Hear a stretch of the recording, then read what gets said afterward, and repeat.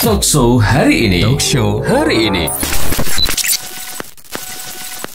Oke, mungkin sebelumnya kita sapa dulu bersama ini ada juga Dokter Pratiwi. Selamat pagi dokter. Gimana dokter kabarnya pagi hari ini? Oh, kabarnya luar biasa, sehat. Oke, alhamdulillah. Ini dokter sama pasiennya satu ruangan. Iya, satu ruangan. Oke. Ini dok, apa namanya kan kita di pagi hari ini bakal ngebahas mengenai dari tanda-tanda pengenalan dari kanker payudara dok ya, yang mungkin ini juga menjadi salah satu hal yang dicemaskan oleh beberapa wanita dan juga mungkin semua wanita yang ada di dunia ini dok. Oke, mungkin bisa dijelaskan dulu dok kenapa apa sih awal dari terjadinya kanker ini dari mana gitu? Kanker ini penyebabnya tidak diketahui, Mbak Nanda. Biasanya sih karena ada faktor pencetus juga ya. Kalau yang awal genetik, jadi biasanya itu kalau kakaknya, adiknya juga kena atau neneknya, ibunya.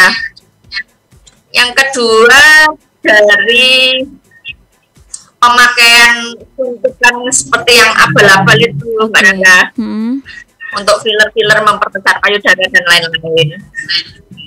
Kemudian ada zat-zat karsinogenik juga bisa seperti itu. Karena pengertian kanker sendiri secara umum itu adanya perubahan dari sel-sel itu menjadi tidak normal. Jadi dia bereplikasi diri, memperbanyak diri menjadi ketidaknormalan itu. Abnormal. Nah, biasanya kalau misalkan melihat dari kegiatan sehari-hari dok, apa sih yang memicu terjadinya kanker seperti itu? Kalau kegiatan sehari-hari, ya ini banyak pasien saya kan masuk di desa. Ya tidak ada yang aneh dari mereka. Cuma kadang itu ada beberapa pasien yang gaya hidupnya mungkin suka makanan yang dibakar, seperti itu, daging merah.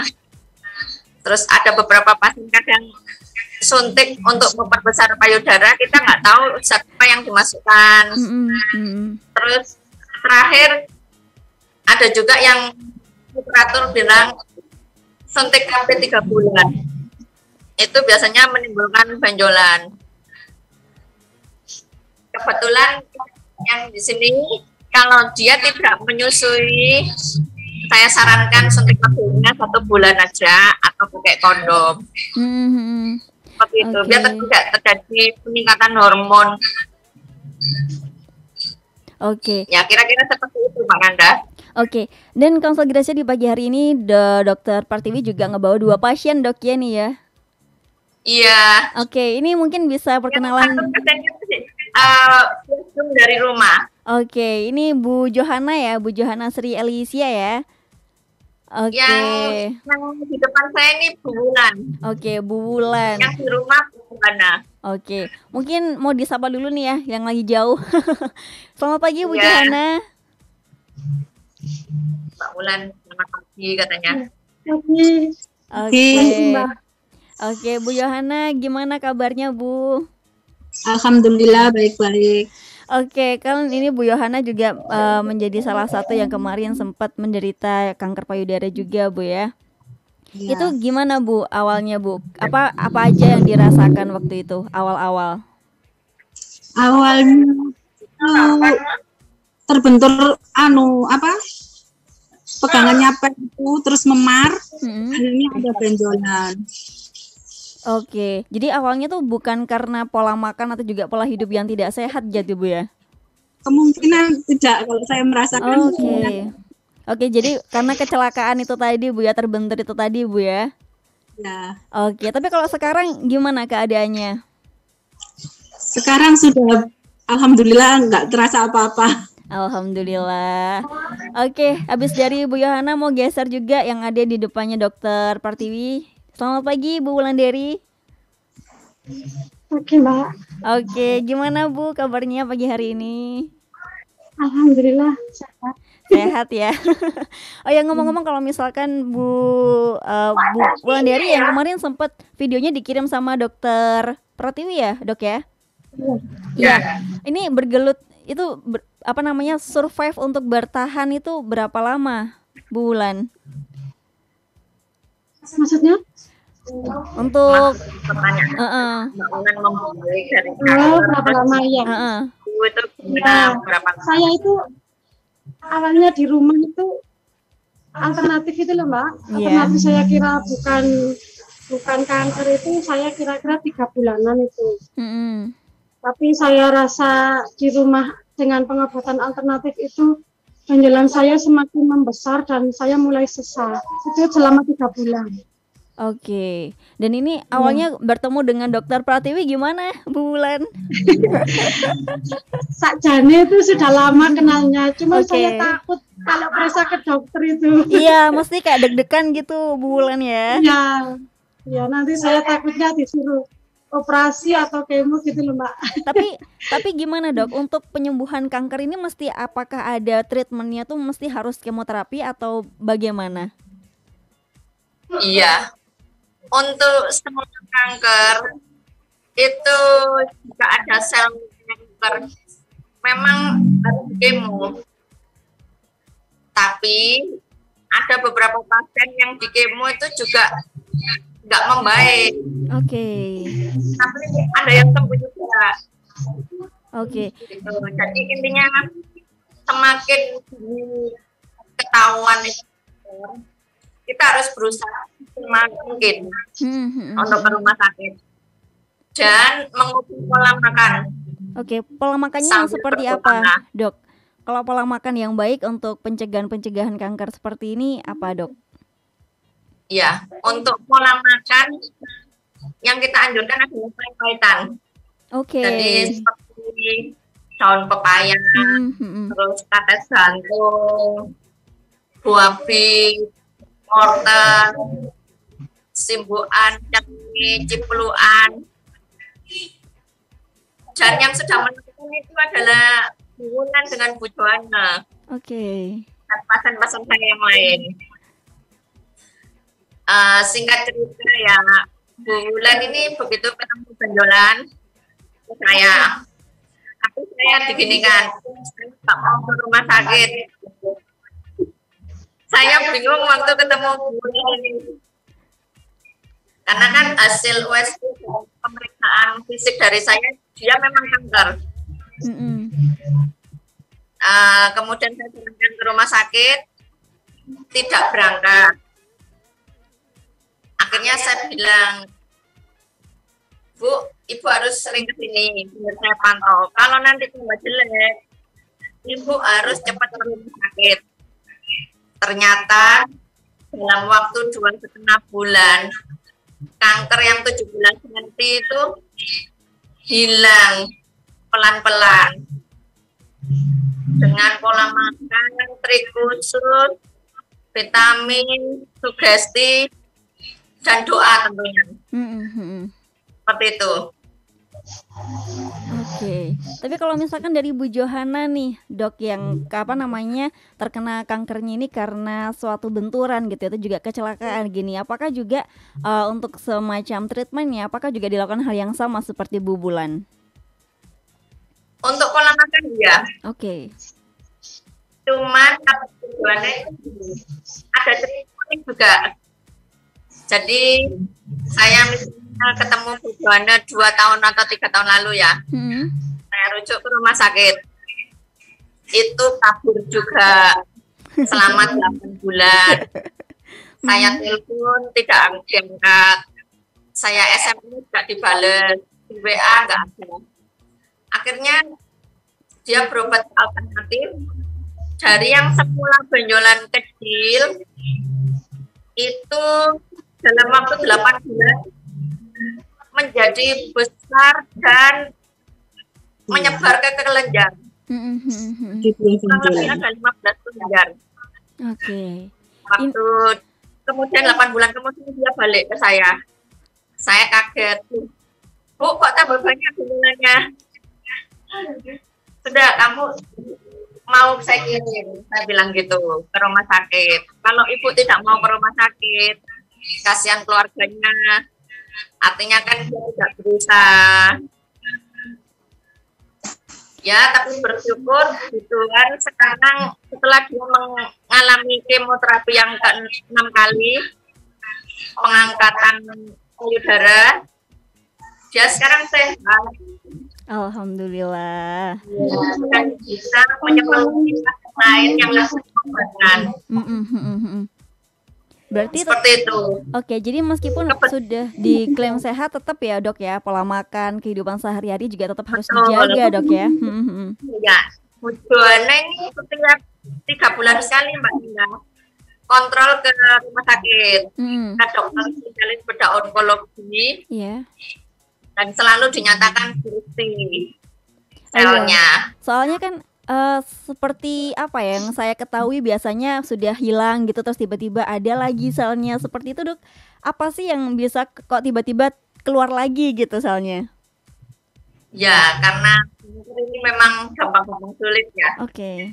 Beberapa pasien meskipun sudah diobati dengan tepat, kemo dan pengangkatan dan lain-lain itu kadang masih bisa tumbuh lagi dan ada penyebaran karena memang kanker ini sifatnya 3. Begitu selnya tidak teratur, dia akan replikasi diri. Kemudian yang pertama dia akan membentuk massa atau tumor, nanti berupa benjolan. Yang kedua dia akan bermigrasi ke jaringan bening biasanya atau metastase. Dan yang ketiga berjalan ke sistem limfatik atau pembuluh darah. Biasanya dia bengkak seperti itu. Tapi ya memang harus dihadapi dengan penuh semangat, pengobatan yang betul. Seperti itu. Kalau sakit ya harus ke medis. Iya. Karena kan alat-alatnya juga lebih lengkap juga dok ya. Oke Bu Yohana, Nanda juga pengen tanya dong, kalau selama Bu Yohana melakukan pemeriksaan nih, apa sih yang Bu Yohana rasakan gitu? Maksudnya pemeriksaan yang sebelum atau setelahnya? Sebelum dan setelah nggak apa-apa. Sebelumnya itu sebelum operasi itu kalau saya kesempatan kayak nyut kayak ngasih makan gitu loh. Tapi setelah dioperasi alhamdulillah sudah nggak merasakan sakit.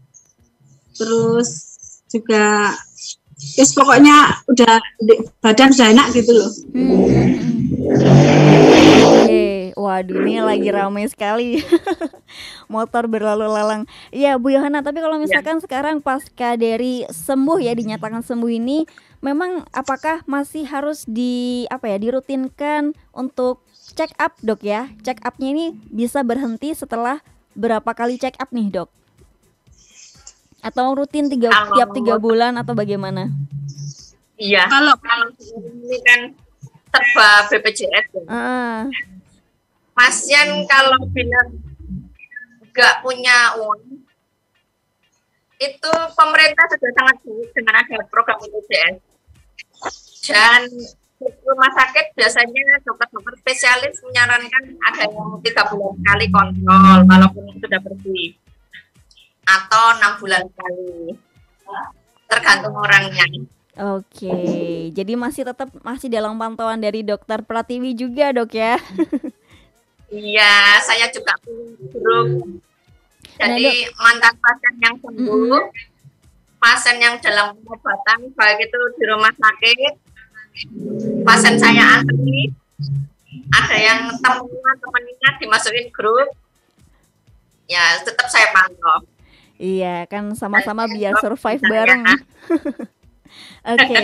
Oke dok, tapi kalau misalkan melihat gejala-gejala nih dok yang sering pada umumnya terjadi, nih gejala seperti apa sih dok yang mengarah kepada kanker payudara ini? Gejalanya itu awalnya biasanya benjolan. Oke. Ada benjolan. Di mana benjolan itu membesar dengan cepat, Mbak Nanda. Oke. Jadi dalam hitungan bulan itu sudah besar. Kemudian dari penampakan misalnya diraba, misalnya saya raba gini, itu benjolannya cenderung tetap, jadi nggak bisa berubah tempat. Terus teksturnya keras dan batasnya tidak tinggi. Jadi kalau 2D itu akan diketahui dengan hiperekosis dan tidak tegas batasnya. Kalau tumor biasa itu batasnya sangat tegas dan tumbuh tidak terlalu cepat. 3 tahun, 4 tahun itu aja. Berarti istilahnya tumor apa namanya? Oke, dok. Tapi kalau misalkan melihat dari kanker payudara sendiri nih, kan tadi dokter bilang ada benjolan seperti itu, dok ya. Ini biasanya ada benjolan yang dipegang sakit, ada yang dipegang nggak sakit. Nah, ini yang harus diwaspadai yang seperti apa, dok? Dua-duanya harus diwaspadai. Karena tidak semua kanker itu benjolannya sakit dan tidak sakit. Itu harus diperiksakan ke dokter dulu. Pokoknya ada benjolan dan itu juga berpengaruh lah. Oke, tapi kalau misalnya untuk langkah-langkah yang harus diambil gitu, dok ya, pasca dari pengobatan kanker gitu kan, atau juga saat menjalani treatment, ini apa aja sih, dok, yang harus diperhatikan gitu? Ya, jadi kalau misalnya pasien sudah dinyatakan kanker, terus kemudian berobat ke rumah sakit, tentunya kan biasanya ada operasi dan kemo, tapi tergantung stadiumnya. Kalau sudah stadiumnya besar, berat, itu di kemo dulu, baru dioperasi. Kalau stadiumnya agak bagus, nggak terlalu berat, kondisi pasien memungkinkan untuk dioperasi lebih dulu, itu dioperasi dulu, baru di kemo.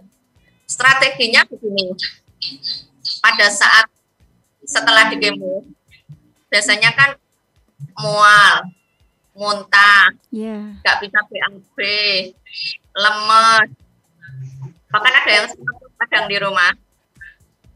Itu harus semangat untuk makan. Makannya harus banyak. Jadi gizi yang cukup, sayur, buah, dan tentunya motivasi keluarga. Jadi kalau pasien yang sakit ini harus dijadikan raja. Dia tinggal makan, minum, tidur, nonton TV, pikirannya dibuat senang.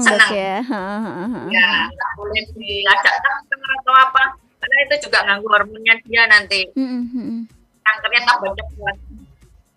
Dan dari si pasien sendiri, kalau punya mangkel dengan apapun, itu harus bersih hatinya biar cepat sembuh juga. Nggak boleh dendam, apa itu nggak boleh, mangkel juga nggak boleh. Dan harus semangat. Kebanyakan pasien ke saya itu awalnya itu nggak punya pengharapan. Dari situ saya semangati.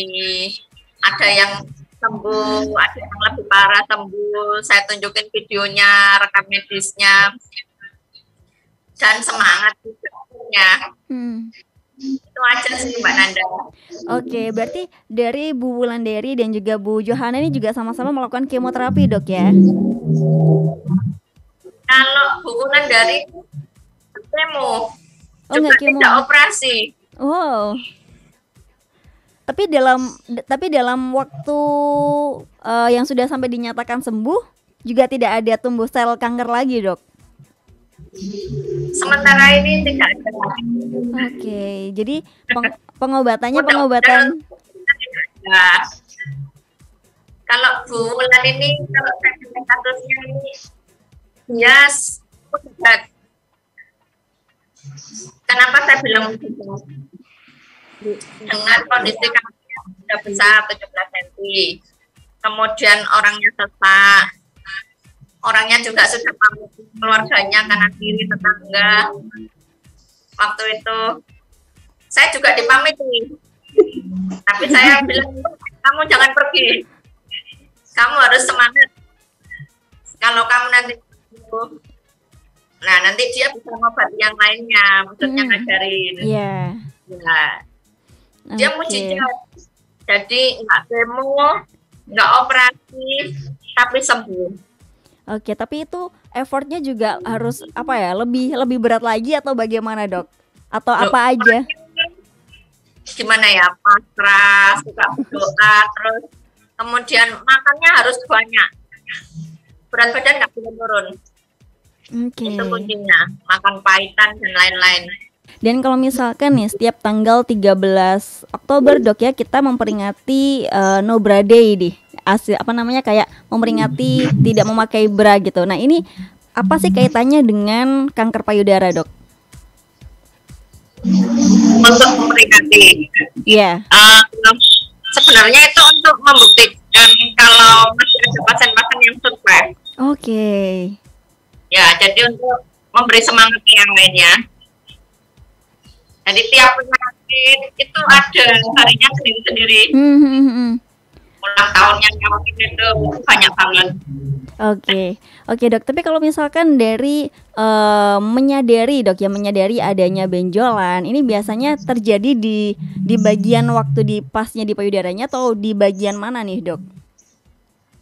Kalau kita ngomong kanker payudara, ya benjolannya pasti dalamnya payudara itu. Oke. Ini ya. Oke, dan saya pernah ngebaca nih, Dok, beberapa artikel itu yang bilang apakah kanker payudara itu juga bisa dialami oleh pria? Ada. Oke. Tapi sangat jarang. Oke. Tapi kalau misalkan di pria ini kasusnya seperti apa, Dok? Mungkin ya hormonnya meningkat. Oke. Mungkin dia hormonnya kacau atau gimana, tapi sangat jarang. 1001. Oke. Perbandingannya jauh, Dok ya. Oke. Oke. Nana kepengen tanya nih sama Bu Johana nih. Oke, Bu Johana masih bergabung di pagi hari ini. Nah, Bu Johana, untuk kegiatan sehari-hari ini sekarang lagi apa ya, concernnya ini makanan-makanan seperti apa sih, Bu, untuk apa ya, proses healing atau juga penyembuhan ini, Bu? Yang berserat, yang pahit-pahit itu. Oke, nah dari proses itu sudah berjalan berapa bulan, Bu? Makan yang pahit-pahit ini? Ya mulai awal tahu kalau punya penyakit kanker itu. Oke. Udah 2 tahun lebih. Wow, juga lumayan lama, Dokter Pratiwi ya? Iya, lumayan lama. Oke, tapi kalau misalkan dari Bu Wulandari sekarang juga lagi concernnya makanan apa nih, Bu Wulan? Ya. Saya juga sama seperti Bu Johana, itu pahit-pahitan itu, Mbak. Tapi ini lebih kepada masak sendiri atau pahitan-pahitan yang beli? Oh, saya cari di sawah. Waduh, langsung dari sumbernya ya. Iya. Oke, tapi apa sih, Bu, yang ngebuat makanan-makanan pahit-pahit ini bagus untuk kanker seperti itu? Iya, kalau menurut saya sih makanan yang bagus untuk kanker itu yang non pestisida. Oke. Jadi yang apa namanya, tanpa obat-obatan itu, Mbak. Kalau orang Jawa bilang itu ramban gitu. Iya. Nah, tapi kalau misalkan dari Dokter Pratiwi nih, Dok, kalau pengamatannya dokter untuk makan makanan yang pahit ini apa ya, efektivitasnya ini untuk kanker ini sejauh apa? Ini saya kan ada grup kanker juga ya, yang survive. Saya pernah ada pasien saya kanker paru, orangnya lugu. Dia makan pahitan itu 2 hari, langsung kerasa badannya enak. Oke. teknik di lapangan seperti itu berarti cocok. Kalau kaitan ini sebenarnya sangat membantu dalam membuat tersebut. Membantu, tapi bukan yang utama. Kemudian kanker ini kan teman baiknya manis. Kalau suka makan manis, itu biasanya tambah cepat kankernya. Tapi bukan berarti nggak boleh makan manis. Boleh secukupnya saja, jangan berlebihan. Boleh berlebihan kalau kaitan dan frekuensinya harus banyak, badannya harus gemuk, nggak boleh kurus. Karena biasanya penyakit kanker ini metabolisme selnya kan cepat ya. Pasiennya jadi kurus juga. Lebih mudah pasien gemuk sembuh daripada pasien kurus. Seperti itu. Tapi jadi kalau pasien yang kurus gitu, saya suruh ayo harus cepat gemuk. Jadi nanti habis gemuk nanti udah. Oke dok, tapi kalau misalkan melihat dari olahraga dok ya, biasanya kan ini pola hidup yang sehat ini, apakah waktu saat divonis kanker ini apakah pasien juga diharuskan untuk berolahraga atau bagaimana dok? Iya, selama dia olahraga ringan, jalan kaki 30 menit, jalan cepat, itu untuk melatih oksigen biar paru-paru bagus seperti itu. Tapi kalau pasiennya sudah diranjang terus, jalan kaki, jalan cepat nggak kuat pasiennya, ya jalan tempatnya. Kebetulan Bu Wulan ini dan Pujo juga saya sampaikan olahraga ringan. Ya. Tapi biasanya kalau dari pengobatan alternatif gitu Bu, itu pengobatannya yang seperti apa sih Bu? Pengobatan alternatif yang bagaimana ya Mbak Nanda? Pengobatan alternatif kan katanya Bu Wulan sebelum bertemu dengan Dokter Pratiwi sempat ke alternatif ya. Nah, nah ini sistem pengobatannya seperti apa? Pujo juga akan loh Mbak Nanda. Nanti tanya dua-duanya aja. Biar yang mendengar tahu dan akan seperti itulah. Mungkin Bu Yohana bisa ngejelasin dikit gitu Bu, waktu melakukan pengobatan alternatif ini apa aja nih Bu yang yang disuruh atau yang diminta seperti itu? Iya, waktu itu sama dokter disuruh operasi, saya belum berani. Terus pergi ke alternatif. Alternatif itu apa kayak dipindah ke kelinci gitu loh. Oh iya. Tapi karena masih dari alternatif itu masih belum sembuh, terus habis itu ketemu sama Bu Dokter Pratiwi ya. Iya loh, sebelumnya udah sama Dokter Pratiwi, masih nggak berani. masih ngengkel dok ya. Iya. Selama 8 bulan itu ke alternatif kok nggak ada perkembangannya, kok malah tambah 1 benjolannya jadi 2. Akhirnya kembali lagi ke dokter, terus memberanikan diri untuk operasi. Tapi Bu Yohana waktu itu kemoterapi juga ya? Operasi dulu baru kemo. Nah, Dokter Pratiwi kalau misalkan melihat dari kanker itu kan ada stadium-stadiumnya begitu dok ya. Dan ini kalau misalkan dari kanker payudara sendiri ini apakah memungkinkan sampai selnya itu mengarah ke otak begitu? Sangat memungkinkan. Bila selnya itu kan perkembangannya dengan cepat ya. Saya punya pasien. Dia sudah betul ada benjolan kecil, langsung ke rumah sakit. Kemudian dilakukan operasi kemoterasi. Kan berarti seperti itu ya Mbak Nanda ya. Cuma saya berjalannya waktu si pasien kankernya nyebar sampai ke otak sama hati seperti itu. Terakhir ke paru-paru. Berarti untuk seperti itu. Oke. Berarti untuk penyebaran kanker pola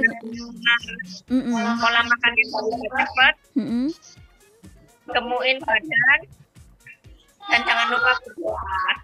Iya. Terus habis itu mindset juga, Dok ya. Iya. Oke. Tapi kalau misalkan ngomongin soal kanker ini berarti untuk penyebarannya bisa ke bagian tubuh mana aja, Dok ya? Bisa. Terutama ke organ terdekatnya. Oke.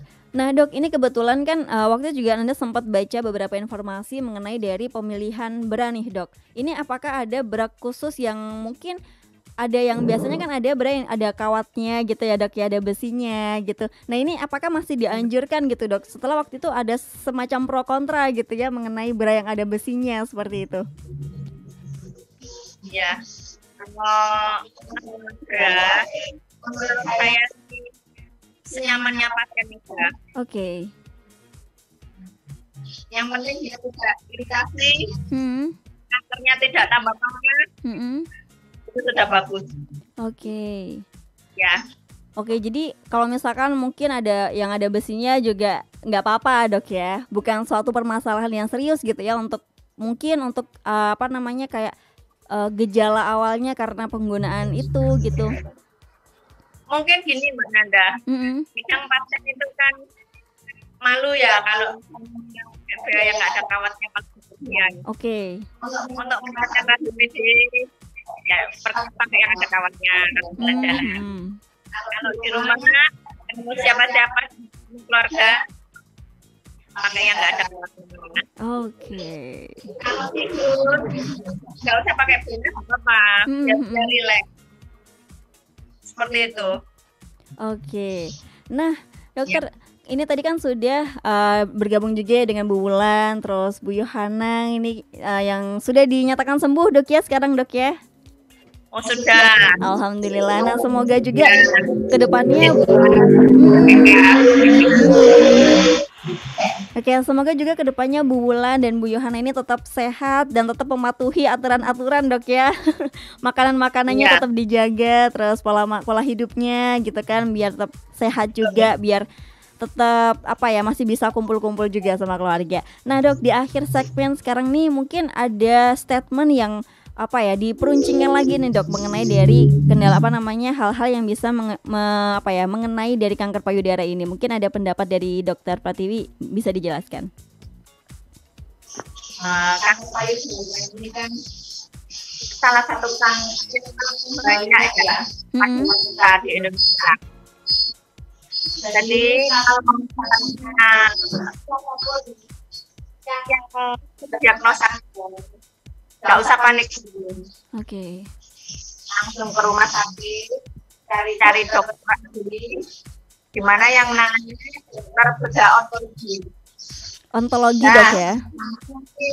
Akan ditindak oleh jaga pola makan seperti itu. Nanti sembuh seperti bojoan ini, bulan juga sembuh. Bulan kami ini contoh. Iya siap. Tadi Mbak Nanda sebutkan hubungan ya alternatif. Oh iya, kalau misalkan dari Bu Wulan sendiri gimana, Bu, untuk alternatifnya? Saya awalnya itu minum itu loh, Mbak, ramuan kayak bacaka. Oke.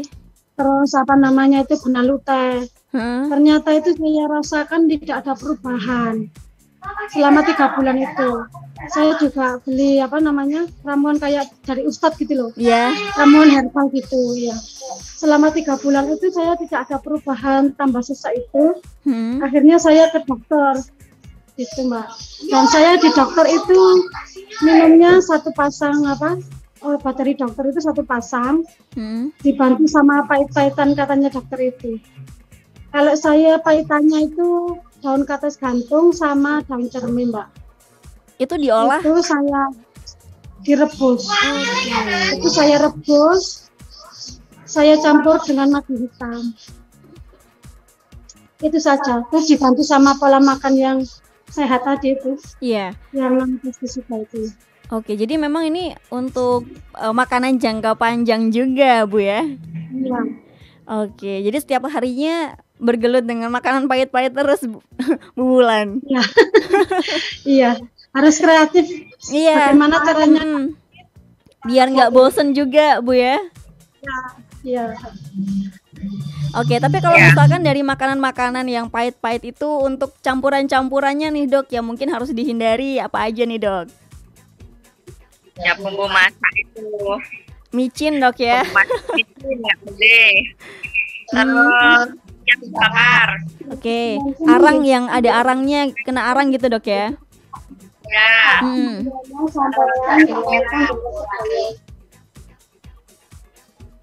Ayam boleh. Telur itu boleh. Seperti itu. Oke. Tidak boleh turun. Harus stabil atau naik. Ya.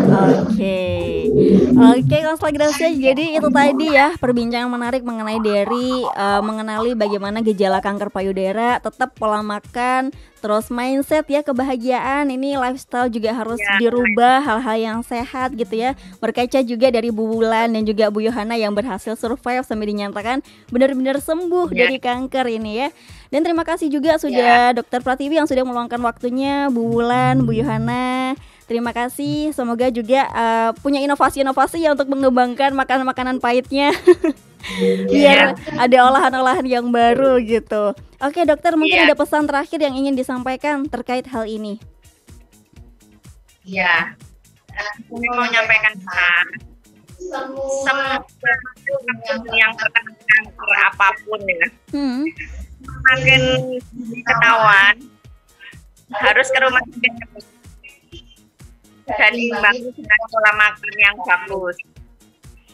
Nanti uang sembuhnya lebih besar daripada mereka ketahuan undur-undur, olor-olor, karena setiap sebelah sudah jelek rumah sakit. Nanti kasih pasiennya, kasih dokternya yang berusaha ya. Iya. Iya. Talkshow hari ini.